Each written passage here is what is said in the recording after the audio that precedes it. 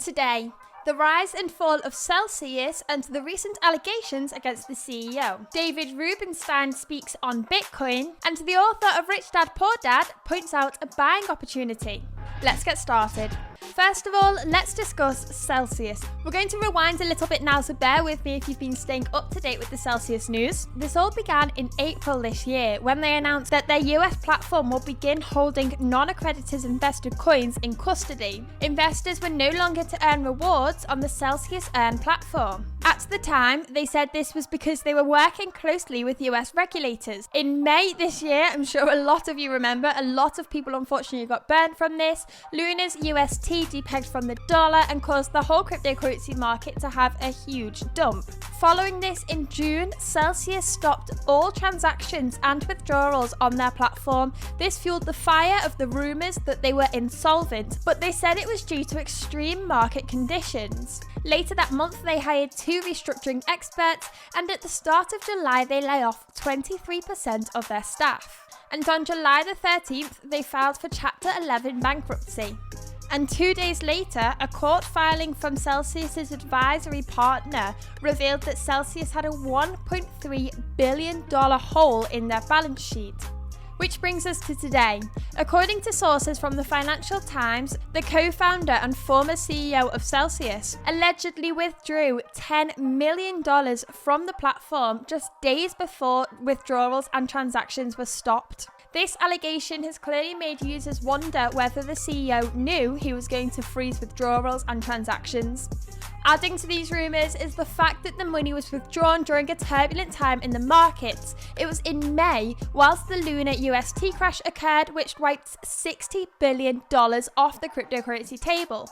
Next, Robert Kiyosaki, who is the author of Rich Dad Poor Dad, has spotted a buy opportunity according to his Twitter. He wrote, "If Fed continues raising interest rates, US dollar will get stronger, causing gold, silver and Bitcoin prices to go lower.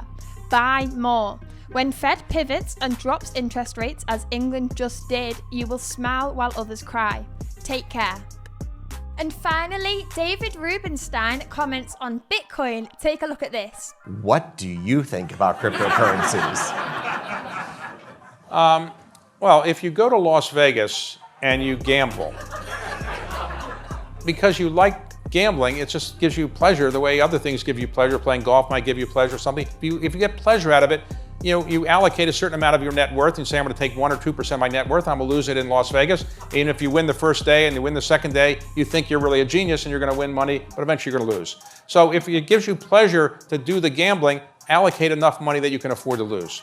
So with crypto, that was my view for some time. If you get pleasure by watching the screens all day and saying you've just made a lot of money in crypto and so forth, allocate enough so that if you lose it, it's not the end of the earth.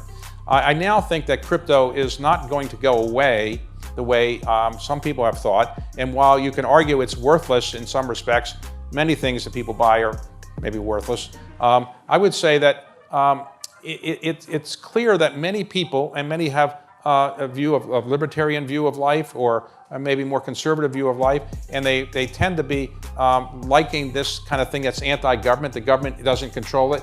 They want to have some of their assets in things that the government can't control or know what they're doing. And increasingly, they've lobbied Congress pretty effectively to keep Congress from over-regulating this industry, and I don't think it will be over-regulated.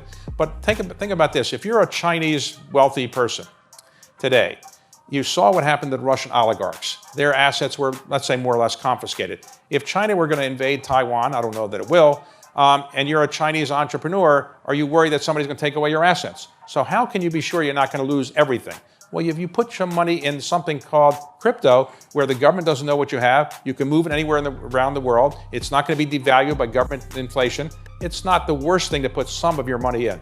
Now, I have not invested in any cryptocurrencies, but I have invested in my family office through companies that service the industry, because I think the industry is not going away anytime soon. And I can't pick which of the 18,000 cryptocurrencies are going to work, but I think the industry is not going away. I also, the final point is, as a general rule of thumb, with some exceptions, if you follow what young people are doing, you're probably going to see economic trends follow.